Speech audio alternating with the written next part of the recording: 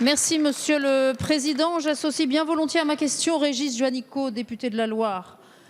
Monsieur le Ministre, les entreprises, notamment les PME et les TPE, et tous leurs salariés, doivent faire l'objet de toute notre attention en cette période particulièrement difficile.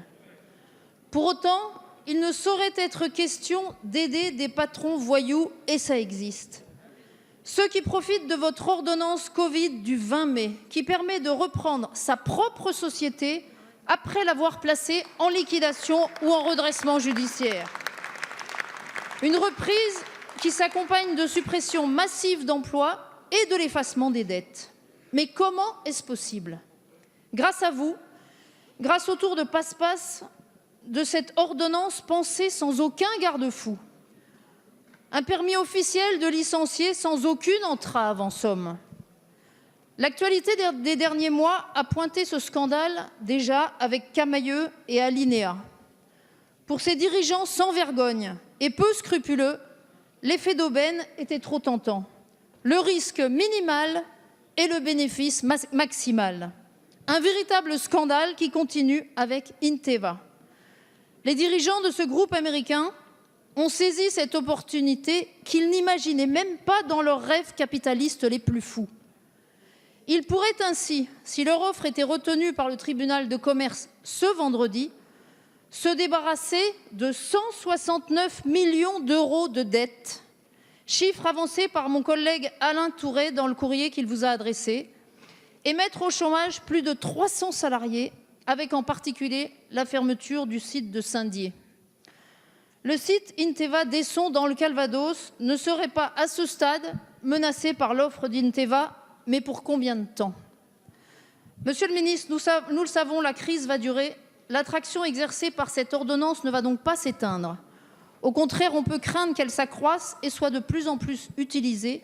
Quand et comment pensez-vous mettre fin à ce dispositif malsain? La parole est à Madame Agnès Pannier-Runacher, ministre déléguée chargée de l'Industrie. Merci, Monsieur le Président, Mesdames et Messieurs les députés, Madame la députée Dumont. Merci pour cette question qui va me permettre de clarifier un certain nombre de points, parce que je crois que peut-être vous n'êtes-vous pas plongé dans le droit des entreprises en difficulté, mais effectivement le principe d'une reprise d'une entreprise en difficulté, qu'il s'agisse d'ailleurs d'un artisan, d'une TPE, ou d'une entreprise un peu plus structurée, c'est précisément de revoir son échéancier de dette, de discuter avec son actionnaire et de faire en sorte de trouver les efforts de part et d'autre pour des abandons de dette et permettre à l'entreprise de continuer son activité. C'est les fondamentaux de la survie des entreprises en difficulté, parce que le prêteur prend son risque quand il prête et qu'il peut se retrouver dans des situations difficiles. Et vous le savez comme moi, parce que vous êtes nombreux à m'interpeller sur ces bancs pour demander à ce que les banquiers, les créanciers fassent des efforts. Et c'est très exactement ce type de situation que nous traitons. Deuxième élément, Madame la députée, il est faux de dire que cette ordonnance autorise la reprise et que ce serait nouveau par un actionnaire de sa propre entreprise, parce que ça existe depuis bien longtemps.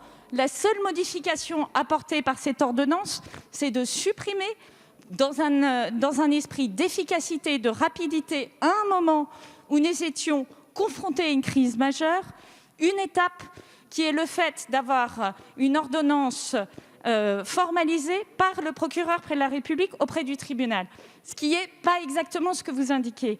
Enfin, le troisième élément, et vous le savez, c'est que cette ordonnance, elle trouve une fin le 31 décembre, et Elisabeth Borne et moi-même l'avons déjà indiqué devant cette Assemblée, elle ne sera pas prolongée.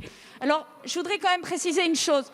Ce qui nous motive aujourd'hui, Madame la députée, c'est justement de sauver des emplois.